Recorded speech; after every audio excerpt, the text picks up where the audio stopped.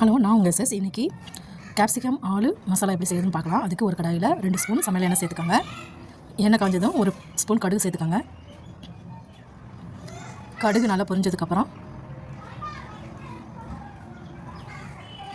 வெட்டி வச்சுக்கிற ஒரு பெரிய வெங்காயம் சேர்த்துக்கலாம். 4 பச்சை மிளகா கட் பண்ணி வச்சுருக்கேன், அதையும் சேர்த்துக்கலாம். சேர்த்துட்டு ஒரு தடவை நல்லா வதக்கி கொடுங்க.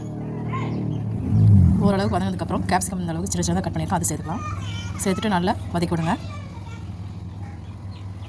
2 நிமிஷம் வதங்கினதுக்கப்புறம் 1 ஸ்பூன் பெருஞ்சீரகம் சேர்த்துக்கலாம். இந்த அளவுக்கு வதங்கினதுக்கப்புறம் ஒரு தக்காளி சின்ன சின்னதாக பொடிசாக கட் பண்ணியிருக்கேன், அதையும் சேர்த்துக்கலாம். சேர்த்துட்டு நல்லா கலந்து விடுங்க.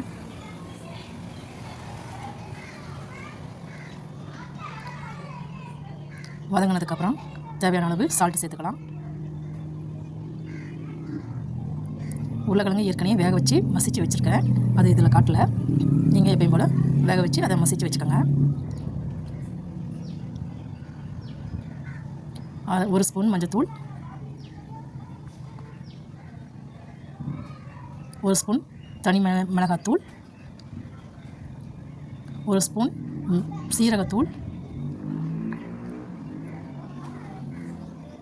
1/2 ஸ்பூன் கஸ்தூரி மேத்தி சேர்த்துட்டு நல்லா கலந்து விடுங்க.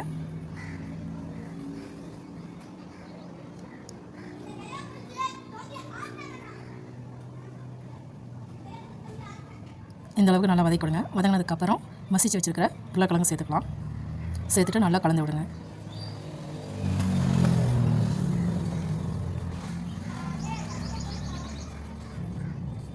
சூப்பரான கேப்சிகம் ஆலு மசாலா ரெடி.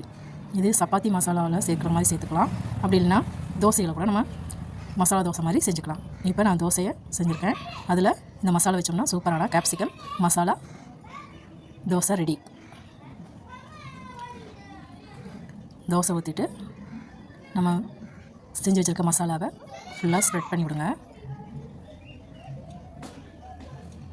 உங்களுக்கு எந்த அளவுக்கு வேணுமோ அந்தளவுக்கு இதை யூஸ் பண்ணிக்கலாம். நான் நடுவில் மட்டும் போதும்ன்றதுனால கொஞ்சமாக இது வச்சுருக்கேன்.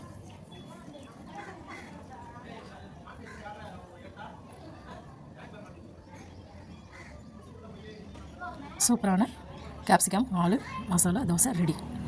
தேங்க்யூ ஃபார் வாட்சிங்.